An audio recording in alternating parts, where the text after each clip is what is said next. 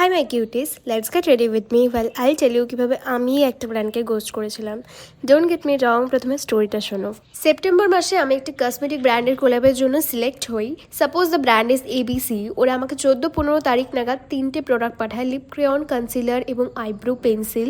প্রায় 24-25 তারিখ নাগাদ ওরা আমার সাথে কন্ট্যাক্ট করে এবং বলে যে ওদের দিক থেকে লেট হয়ে গেছে, তাই আমাকে নেক্সট 24 ঘন্টার মধ্যে ভিডিও সাবমিট করতে হবে এবং আমাকে অ্যাকচুয়ালি 2টো ভিডিও বানাতে হবে ফর ইচ প্রোডাক্ট। ওরা আমাকে ভালো মানুষের মতো জিজ্ঞেস করে যে শেড নিয়ে কি কোনো প্রবলেম আছে, এবং লিপস্টিকের শেডটা অ্যাকচুয়ালি আমার জন্য অনেকটা লাইট থাকায় আমি ওদেরকে ওটা বললে ওরা আমাকে বলে যে ওটার সাথে যাতে অন্য কোনো লিপস্টিক অ্যাড করে বা কোনো রকমের অ্যাডজাস্ট বা ফিল্টার ইউজ করে আমি যাতে ভিডিওটা বানিয়ে দিই, কারণ ব্র্যান্ড থেকে যদি এখন ডিসপ্যাচ করে তো অনেকটা টাইম লেগে যাবে আর ক্যাম্পেইনের টাইম অতটা নেই।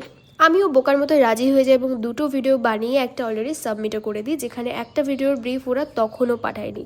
তারপরে প্রায় 20-25 দিন পরে ওরা আমাকে আবার নক করে এবং বলে যে আমি ভিডিওতে যে ফিল্টারটা ইউজ করছি সেটা যাতে আমি সরিয়ে দিই, ব্র্যান্ড ওরা অ্যাকসেপ্ট করছে না।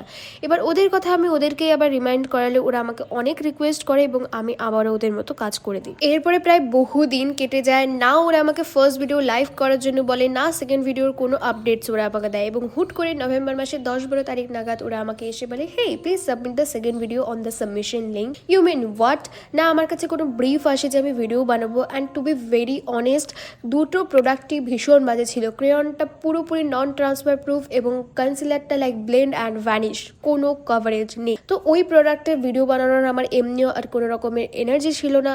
তবুও প্রমিসের কথা ভেবে আমি ভিডিওটা এডিট করি, বাট তারপরে ওরা আবার নাম্বারটা চেঞ্জ করে দেয় এবং কোনো রেসপন্স করে না। এবার ওরা যখন আমাকে এতদিন ঘোস্ট করলো, এবার ঘোস্ট করার পালাটা হবে আমার। ওরা আমাকে যখনই ফোন করতো আমি বলতাম যে আমি আউট অফ স্টেশন আছি, আমার এখনো ভিডিও বানানো হয়নি, ব্লা ব্লা ব্লা।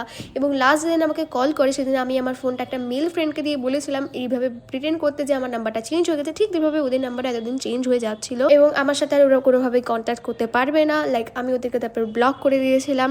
আমি জানি না আমি ওদের সাথে কতটা খারাপ করেছিলাম, বাট আই থিঙ্ক ওদের মতো আনপ্রফেশনাল মানুষদের সাথে এটা করাই বেস্ট। চলো আমি তো রেডি, আজ আসি, টাটা।